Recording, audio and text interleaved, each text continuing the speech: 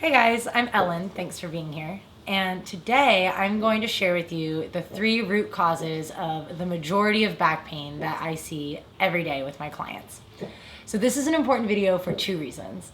First, back pain is super common, right? I've dealt with it, most of my clients have it, maybe you have it too, and even if you don't want it, so it's worth preventing.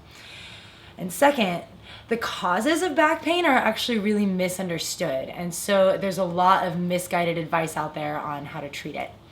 In my experience, the real reason why your back hurts is usually not your back.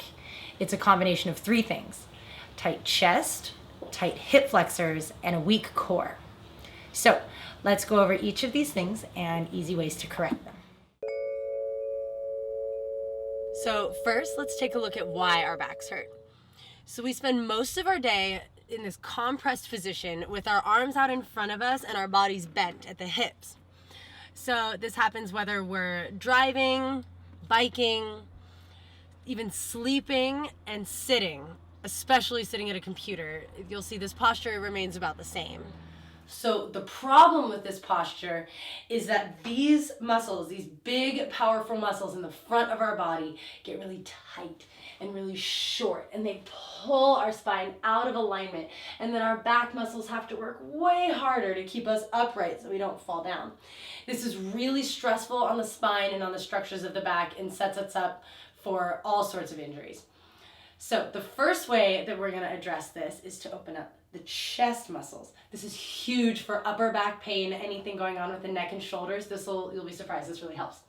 So it's great if you have a door jamb or something that you can grab onto. You can also just have your hand on a wall.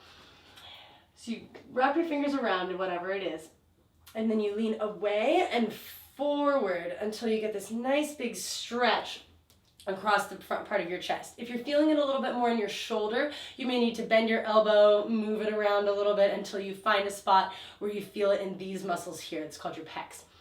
So you want to do this on both sides for about a minute every day, and you'll notice a big difference.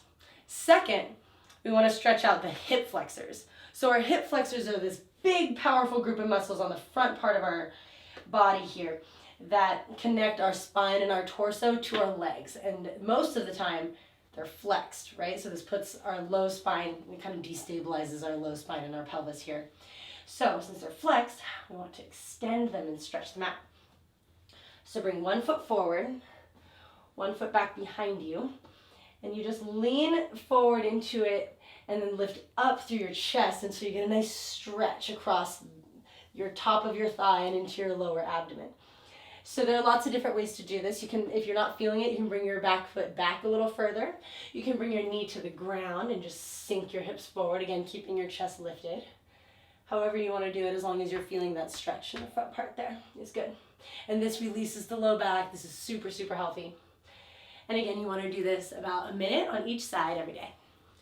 And third, we want to strengthen the core. Core strength is essential to a healthy back. It supports the spine so our back muscles don't have to work quite as hard, and just overall braces against trauma and injuries when we're moving around. So, and I'm not talking about sit-ups here. That doesn't get to those deeper, more intrinsic core muscles that really do the work here. So my favorite exercise to strengthen the core is to lie on your back, your knees bent up. Notice where your back is. You don't want your pelvis to be arching. You want to keep your back right where it is, using your low belly muscles as you do the exercise. You gently bring one leg down, hover that heel above the floor, stretching out through that heel. Hold for a moment, and then bring it back up. And then take it to the other side. Keeping your chest and face as relaxed as you can. Hover for a moment, and bring it on back up. Working up to about 20 on each leg every day.